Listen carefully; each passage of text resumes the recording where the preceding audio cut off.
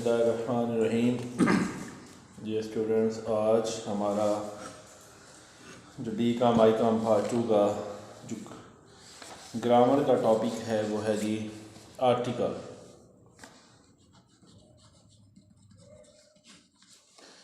इसमें हम ये डिस्कस करेंगे कि आर्टिकल क्या कौन कौन से वर्ड्स हैं जो आर्टिकल में शामिल हैं, आर्टिकल कहाँ पे इस्तेमाल होता है और उनकी जो कैटेगरी है वो कौन, उनकी टाइप्स कौन कौन सी हैं। सबसे पहले हम ये बताते हैं जी ए, एन और दा जो है ये तीन वर्ड्स ऐसे हैं जो आर्टिकल की लिस्ट में शामिल हैं, इनको आर्टिकल कहा जाता है।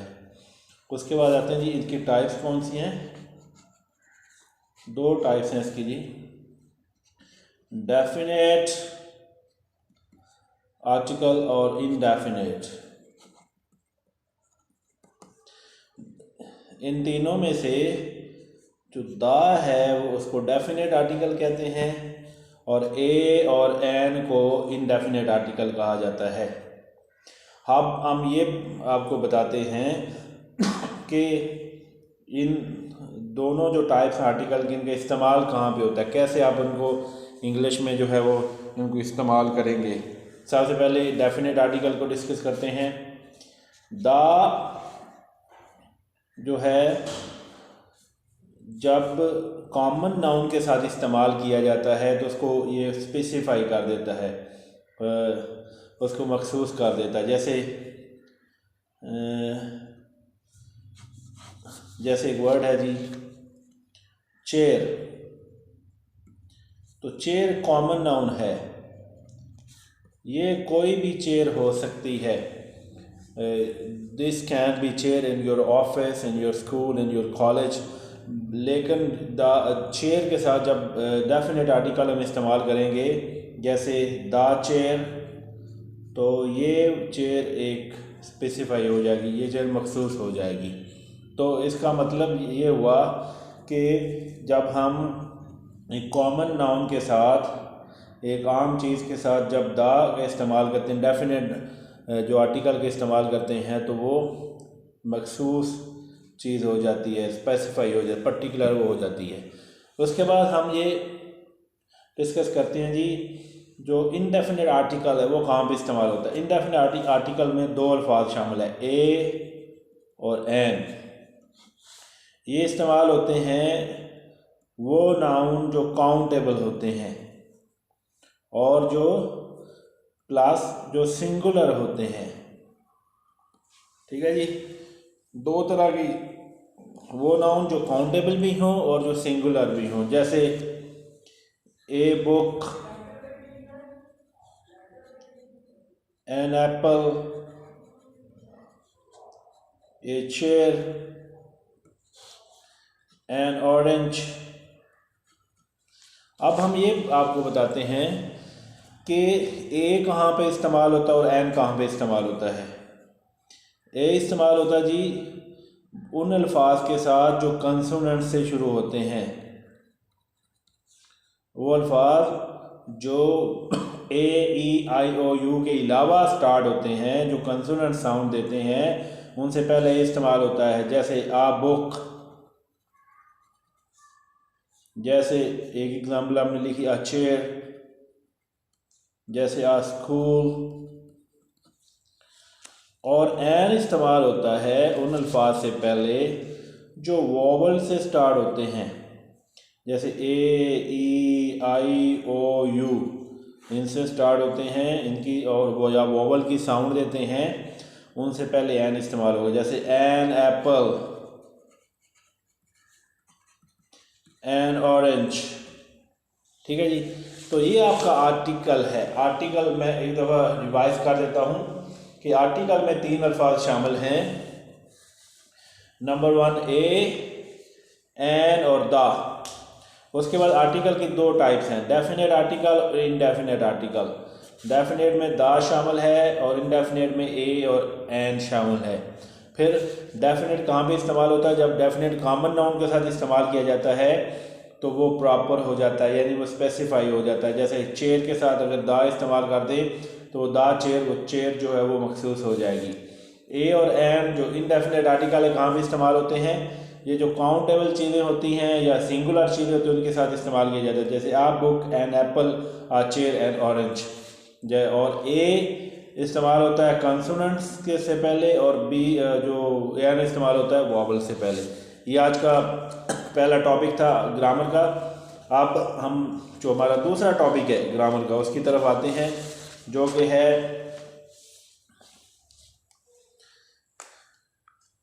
इंटरजेक्शन।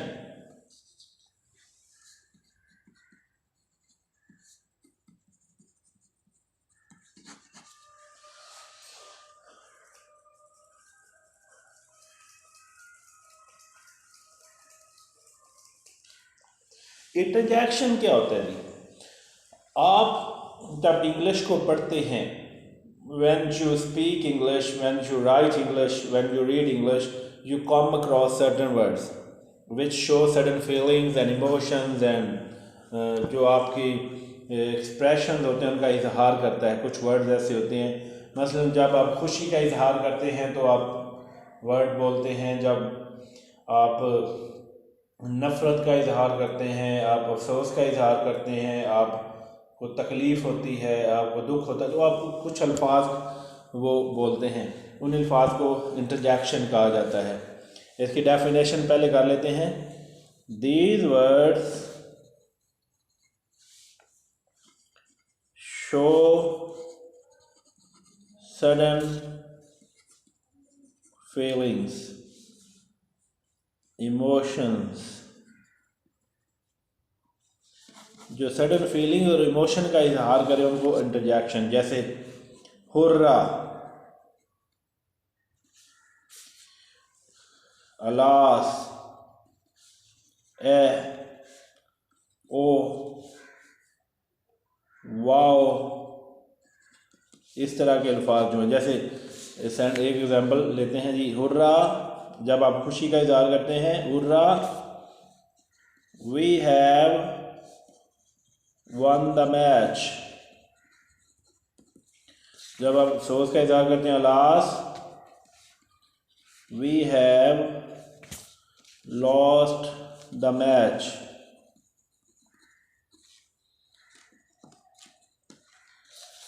जैसे वाओ जब आप हैरान होते हैं, व्हाट अ ब्यूटीफुल बर्ड। जैसे shit, I have forgotten my books in my house. जैसे और कई वर्ड्स होते जैसे यह है, ठीक है।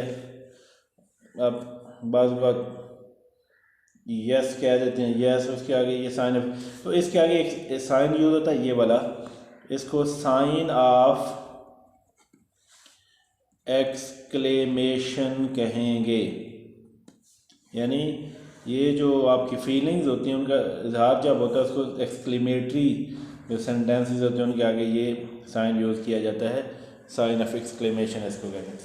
आज का ये हमारे दो टॉपिक थे ग्रामर के मुतल्लिक, डी का आइकम पार्ट 2 के, जिसमें हमने जो आर्टिकल उसको स्टडी किया, उसके बाद हमने इंटरजेक्शन को स्टडी किया, और इंटरजेक्शन को एक दफ़ा रिवाइज़ करते हैं। वो वर्ड्स जो सडन फीलिंग्स को, इमोशंस का इजहार करते हैं उनको इंटरजेक्शन कहा जाता है, जिसमें हुर्रा है, अलास है, ए है, ओ, वाओ, इस शिट, इस तरह के जो इस तरह के जो अल्फाज होते हैं उनको इंटरजेक्शन कहा जाता है। इंटरजेक्शन आमतौर पे इनका इस्तेमाल बहुत ही कम देखने को आपको मिलेगा आपकी बुक्स में, राइटिंग जब आप करते हैं, रीडिंग करते हैं, लेकिन बहरहाल ये इस्तेमाल किए जाते हैं। आज ये ग्रामर का टॉपिक था। आप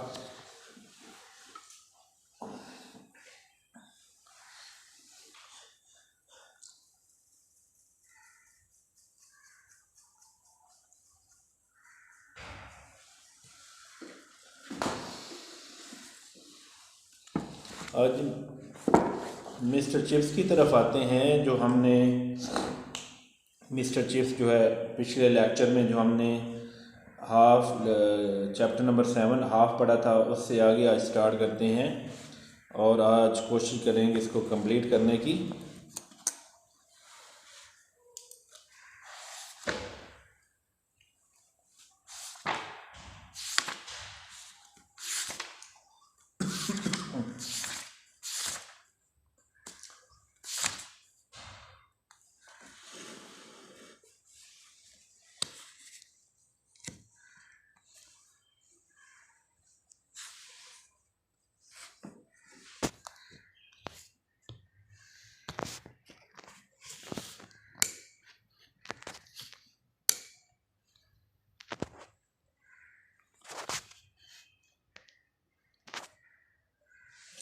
ये पिछले लेक्चर में हमने यहाँ तक पढ़ा था, वुड हैव डन। इससे आगे स्टार्ट करते हैं आज।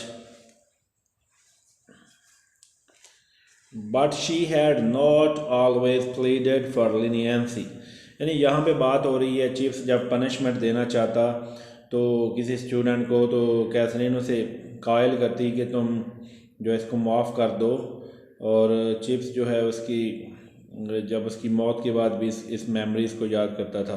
तो उसके बाद लेकिन हमेशा कैथरीन ने लीनियंसी यानी नरमी के बारे में दरख्वास्त नहीं की थी। on rather rare occasions, लेकिन बाद मौक़ों पे she urged, उसने अर्ज किया, उसे उकसाया, ज़ोर दिया severity कि वो स्टूडेंट से सख्ती करे। where chips was inclined to be forgiving, जहाँ चिप्स ये माइल होता कि वो माफ़ कर रहा हो। I don't like his type, मैं इस तरह के लड़कों को पसंद नहीं करती Chips. he is too cocksure,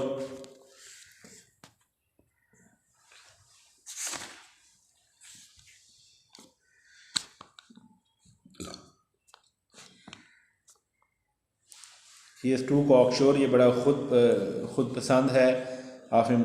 if he is looking for trouble I should certainly let him have it, अगर ये कोई मसला पैदा कर रहा है क्लास के अंदर तो इसको इसकी सज़ा जो है वो मिलनी चाहिए।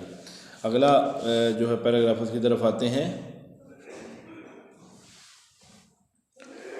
What a host of little incident, कितना हजूम था छोटे छोटे वाक़यात का, यानी चिप्स की जो लाइफ थी उसमें जो छोटे छोटे वाक़यात हैं उसकी लाइफ उससे भरी हुई थी।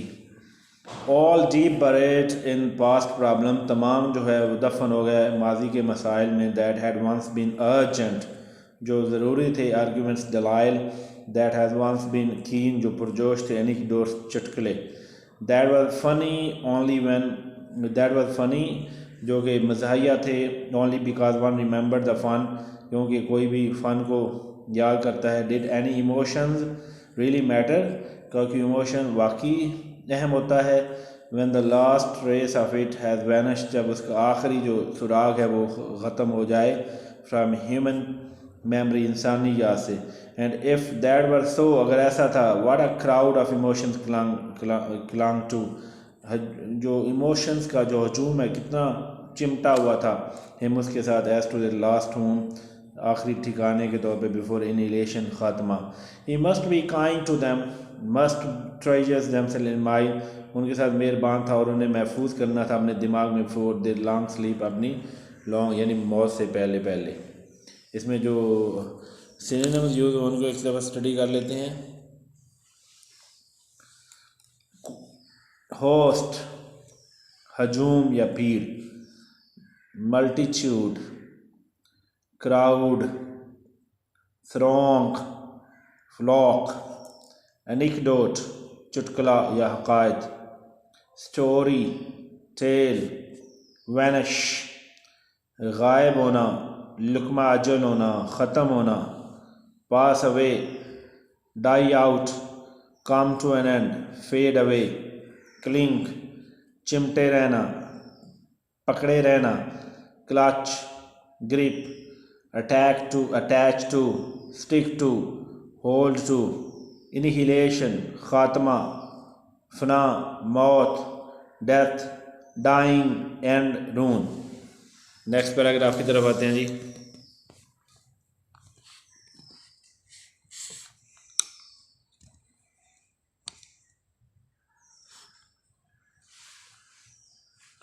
That affair of Archer's resignation, अब वो जो मेमोरीज उनकी बात करता है आर्चर के इस्तीफ़े का मामला। फॉर इंस्टेंस, मिसाल के तौर पे, एक क्वियर, एक अजीबोगरीब बिजनेस काम था, मामला था। That was, and that affair about the rat, वो चूहे का मामला, चूहे के मुतल्लिक। That the Dunster put in the organ, जिसको डंस्टर ने ऑर्गन, जो ऑर्गन लॉफ्ट था, जो स्टोर था, उसमें जो है वो बंद कर दिया था। While old Ogilvy was taking coir practice, जब बूढ़ा ओगिलवी जो कॉयर यानी ग्रुप जब आपस में गाता उसकी क्लास ले रहा था। Ogilvie was dead and Dunster drown, Ogilvie मर चुका था और डंस्टर डूब गया। एट जूटलैंड में। Of others who have witnessed, वो लोग जिन्होंने देखा था। ऑफ हर्ड ऑफ इंसिडेंट, या ऐसे इंसिडेंट को सुना था। प्रोबेबली मोस्ट हैव फॉरगॉटन, उनमें से ज़्यादातर ऐसे हैं जो इन वाक़यात को भूल चुके हैं। And it has been like that with other incident, और ये दूसरे मामलात की तरह था। फॉर सेंचुरीज़, कई सदियों तक। He had a sudden vision of thousands and thousands of boys, उसके दिन में हज़ारों लड़कों का तस्वर या ख्याल था। From the age of Elizabeth onward, Elizabeth के दौर से लेके। डायनेसिटी अपॉन डायनेसिटी, नस्ल के बाद नस्ल। ऑफ मास्टर्स, उस्तादों की। Long epochs of Brookfield history, लंबी जो रिकॉर्ड है ब्रुकफील्ड की तारीख का। अदवार, that had left not even a ghostly record, जिसका अभी थोड़ा सा निशान भी नहीं बचा था। Who knew why the old fifth form room was called, कौन जानता था कि पाँचवीं क्लास के कमरे को पिट कहा जाता था। ये सिर्फ अब चिप्स के बारे में जो इसके मुतालिक जानते थे वो अब सारे जा चुके थे। There were probably a reason, शायद एक वजह थी। To begin with, but it had since been lost like lost books of Livy, या याद जो है वो खो चुकी थी, जा चुकी थी, जैसे लिवी की। लिवी क्या है? लिवी का पूरा नाम टाइटस लिवियस है। ये एक रोमन तारीखदान था। ये इसकी किताब हिस्ट्री ऑफ रोम 142 जिल्दों में मुश्तमिल थी, जिनमें से अब सिर्फ 35 किताबें हैं, बाकी तमाम जिल्दें गर्दिश दुरां की नज़र हो चुकी हैं। And what happened at Brookfield, क्या हुआ? व्हेन क्रोमवेल फॉर्ड एट नेस्बे, जब क्रोमवेल जो है नेस्बे पे लड़ा। क्रोमवेल कौन है? इंग्लिस्तान पे हुकूमत करने वाला पहला कमांडर था। 1642 से 1649 तक लड़ी जाने वाली द सिविल वॉर में इसका किरदार बड़ा अहम है।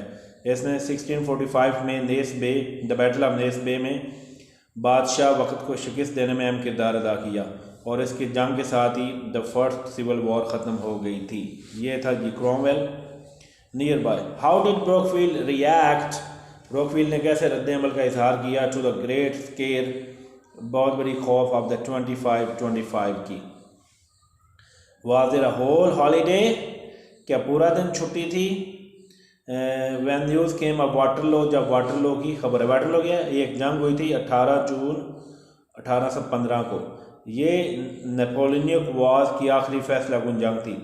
इस जंग के साथ फ्रांस का गलबा ख़त्म हो गया, और वाटरलू वही जगह है जहाँ आजकल बेल्जियम वाक़या है। And so on up the earliest time that he himself could remember 1870, and whether by saying the way of small talk after that first and only interview, looks as if we shall have to settle with the Prussians ourselves one of these finest days. Next paragraph की तरफ जी। When Chips remembered things like this, he often felt that he would write them down. जब chips इस तरह की चीज़ें याद करता, वो अक्सर सोचता कि उनको लिखेगा, and make a book of them, और उनकी किताब छापेगा। एंड ड्यूरिंग हिज ईयर, अपने वक्त के दौरान, एट मिसेस विक्कर्ड के घर में, he sometimes went even so far as to make desultory notes, उसने कभी कभार बेतरतीब नोट्स भी बनाए इन एक्सरसाइज बुक, एक कापी में। But he was brought up against difficulties, लेकिन वो जल्दी ही उसे मुश्किलात का सामना करना पड़ता।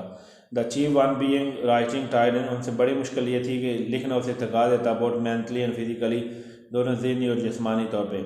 सामहू ताहम too his recollection lost much of his flavour, उसकी यादें जो है उसका अपनी मज़ा खो चुकी थी। When they were written down, जब उसको लिखा जाए। The story about Rushton and the sack of potatoes, Rushton और आलूओं की जो बोरी, उसके मतलब जो कहानी थी। फॉर इंस्टेंस, मिसाल के तौर पे, it would seemed quite tame, ये बड़ी रूखी फीकी थी in print, but lord how funny it had been at the time, लेकिन वो उस वक्त की ये कितनी मज़ेदार होगी।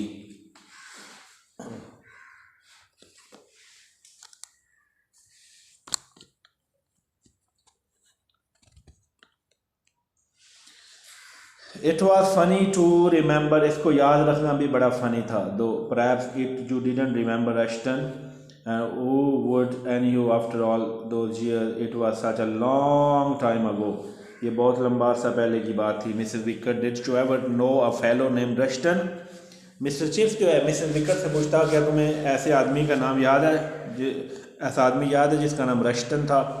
बिफोर योर टाइम, तुम्हारे वक्त से पहले था। I they say went to Burma some government job, वो कोई सरकारी नौकरी करने के लिए बर्मा चला गया। और वाज इट बोर्नायो, क्या वो बोर्नायो था। वेरी फनी फेलो रश्टन, बड़ा मज़ेदार आदमी था Rushton. And there he was dreaming against before the fire, वो आग के सामने ख्वाब देखता। ड्रीमिंग ऑफ टाइम्स, वक्त के ख्वाब, इंसिडेंट और वाक़यात के इनविच ही अलोन को टेक सीक्रेट, जिसको खुद इंटरेस्ट, जिसमें वो खुद ही पोशीदा दिलचस्पी लेता। Funny and sad and comic, मज़ाहिया गमगीन, मज़ाहिया एंड ट्रैजिक और अलमनाक, they all mixed up in his mind, वो तमाम उसके जहन में मिक्स थे। How in some day however hard it proved he would sort them out, वो एक दिन उन्हें तरतीब देगा and make a book of them, और उनकी किताब लिखेगा। ये आपका चैप्टर है। ये अब शॉर्ट क्वेश्चन की तरफ आते हैं। कौन कौन से शॉर्ट क्वेश्चन करेंगे हम।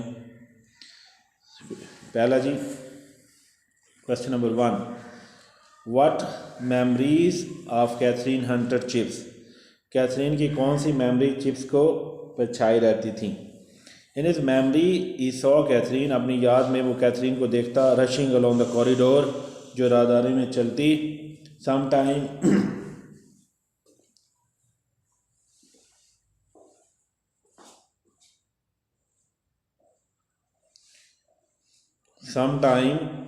बाज़ he saw her laughing at some mistake, वो उसे किसी गलती पे हंसता देखता। Some time saw her laughing turn good advice, वो उसे अच्छी नसीहत करते हुए देखता। पहला question ji.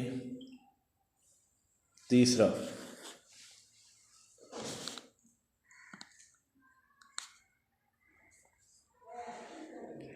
Did Catherine always plead with Chips for leniency, क्या कैथरीन हमेशा चिप्स को शफकत के लिए, नरमी के लिए कहती।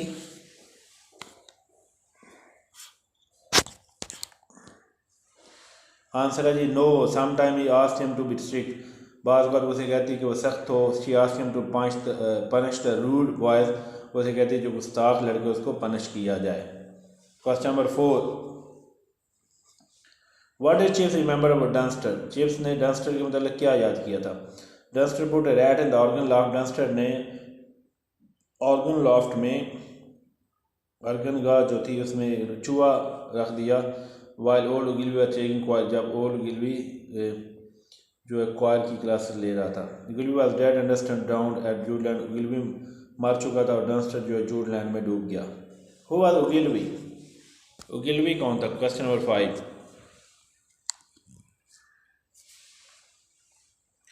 Ogilvy was a choir master, Ogilvie एक ताइफों का उस्ताद था। He taught a choir to sing together, उसने सिखाया कि कैसे इकट्ठे गाया जाता है। ये वुड टेक क्वायर प्रैक्टिस, वो क्वायर की प्रैक्टिस लेगा। ये जी सिनोनिम इसके कल करेंगे। और आप आते हैं जी हमारा जो एक्सरसाइज है उसकी तरफ।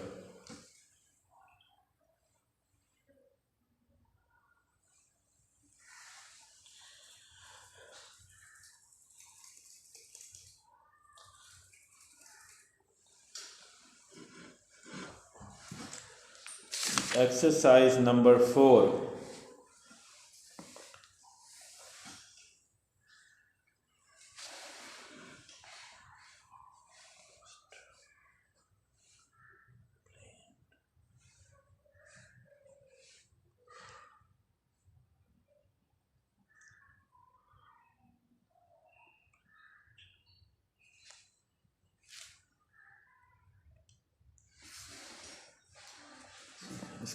प्रपोजिशन के एक्सरसाइज नंबर 4 है जी। ही बोस हिज वेल्थ।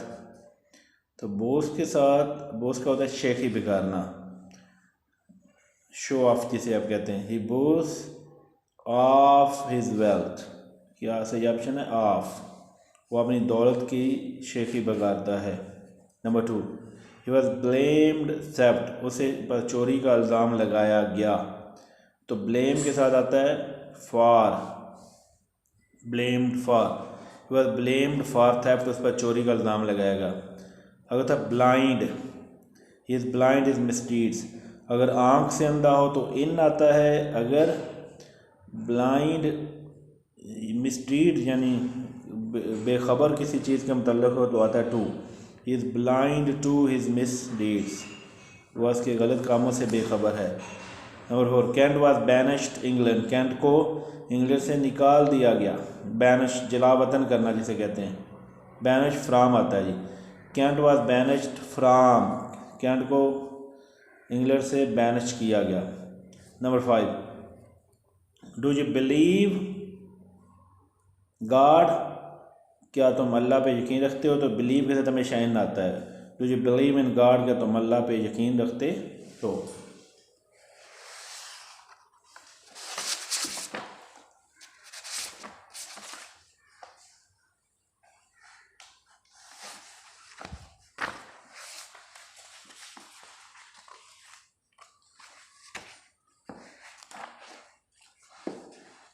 आज से हम जी करेक्शन भी स्टार्ट करते हैं।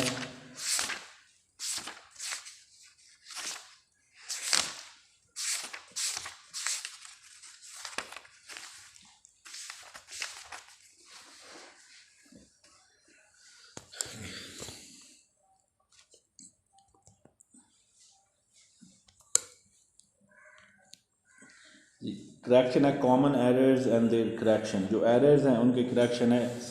हम डेली के 5 करेंगे जी। आज है द सीनरीज ऑफ सवात और लवली। तो सीनरी एक नज़ारा हो या एक से ज़्यादा, उसके लिए सीनरीज का वर्ड यूज़ नहीं होता, सीनरी होता है। सीनरी सिंगुलर भी और प्लूरल भी। तो इसकी करेक्शन है the scenery of Swat is lovely, sceneries की बजाय सीनरी का वर्ड यूज़ होगा। The scenery of Swat is lovely. Number 2, the furnitures is in this room are good. ये सेम रूल है कि एक कुर्सी हो या एक कुर्सी हो, 10 चेयर्स हों और बेड हो, जो मर्ज़ी ज़्यादा तादाद में, उसके लिए फर्नीचर्स नहीं आएगा, ऐसा आगे नहीं है, बल्कि फ़र्नीचर ही वर्ड यूज़ होगा। The furniture is in this room is good, furniture in this room is good. Number 3, she gave me 2 advices. Advices के साथ पीस ऑफ, या अगर एक से ज़्यादा है तो पीसेस ऑफ एडवाइस आएगा, अगर एक है तो पीस ऑफ एडवाइस का वर्ड आएगा। जैसे यहाँ पे 2 हैं, शी गेव मी 2 एडवाइसेस, तो she gave me 2 pieces of advice, आगे एडवाइस ही आएगा, ऐसे नहीं लगा पीछे पीसेस लग चुका है। Number 4, she shouted vulgar abuses at me. तो अब अब्यूजेज जमा नहीं होता, एक है या एक से ज़्यादा हैं तो अब्यूज़ ही आएगा। She shouted vulgar abuse at me, ये सेम ऊपर वाला ही रूल है, she shouted vulgar abuse at me. Number 5 आखिरी आज का, she wrote 3 poetries. Poetry singular होती है, या अगर यहाँ पे आप पोएम्स कह सकते हैं, 3 पोएम्स, लेकिन अगर आपने पोइट्री कहना, पोइट्री एक जो है वो जो उसमें एक मजमूआ होता है शायरी का, तो उसके लिए पोइट्रीज का वर्ड चूज़ नहीं होगा, बल्कि पोइट्री ही होगी या पोएम्स होंगी। शी रोट 3 पोएम्स, उसने 3 पोएम्स लिखी। आज की ये करेक्शन थी। तो आज ये स्टूडेंट्स हमने ग्रामर का जो आर्टिकल पढ़ा, इसके अलावा हमने इंटरजेक्शन पढ़ा, उसके बाद मिस्टर जेम्स का चैप्टर नंबर 7 जो रिमेनिंग पार्ट था वो पढ़ा और उसकी सिनोनिम्स वो किए। इसके अलावा हमने प्रेपोजिशन की एक्सरसाइज नंबर 4 की और करेक्शन की पहले 5 के। ये आपका होमवर्क है, आपने घर में इसको अच्छी तरह याद करना है और उसकी प्रैक्टिस करनी है।